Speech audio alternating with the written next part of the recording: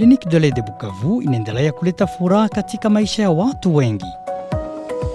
Wengi walikuja na shida kubwa za macho na leo wako na afya njema. Wengi wamesumbuliwa na magonjwa ya cataract na magonjwa mengine, lakini leo magonjwa yale yote yamekimbia mbali. Sikiliza, huyu mama makamu aliteseka miaka 5 bila kuona chochote, na sasa leo ameona vizuri kabisa. Hapa ku Clinique de l'Œil de Bukavu, waganga wamemhudumia wakimfanyia upasuaji ama operation. Baada ya matunzo siku hiyo moja tu, huyu mama anapata tena furaha ya maisha ya kuona na kutambua kila kitu.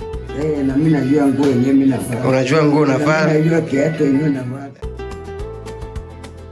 Furaha ni nyingi hata kwa mwana wa mama huyu ambaye amepata uponyaji kamili. Pastor Janvier anashuhudia. Mimi furaha yangu ni kumuona yeye anatoka hapa peke yake, sasa anatembea, hana haja tena ya kusema tumshike ama nini. Anaona na anafuraha, anarukaruka peke yake. Ni kweli watu wanaoteseka na magonjwa ya macho ni wengi. Mara nyingi wanakosa msaada inayostahili.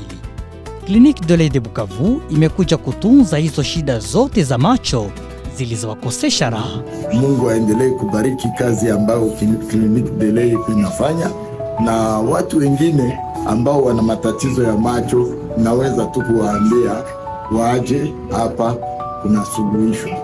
Tunaamini kama Mungu kwa anatenda kazi hapa. Hakika kunako Clinique de l'Œil de Bukavu utapata dawa zizuri, miwani mizuri ama lunette, na tena za kila aina. Utapata pia muafaka ama monture za heshima. Utapata hivi vyote kwa bei chini, sawa sawa na bei za Kinshasa, Kampala na Kenya. Zaidi ya hayo, sisi kunako Clinique de l'Œil de Bukavu tunaweka mbele utaalamu na ukarimu kwa ajili yenu. Wale waganga, Mungu aendelee kuwabariki, kuwatia nguvu na kuwaongezea tena maarifa siku baada ya siku.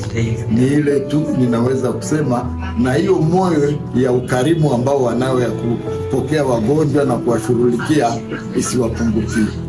Milango ni wazi siku zote tangu siku ya kwanza hadi siku ya Mungu. Karibu ndugu mpenzi na utashuhudia.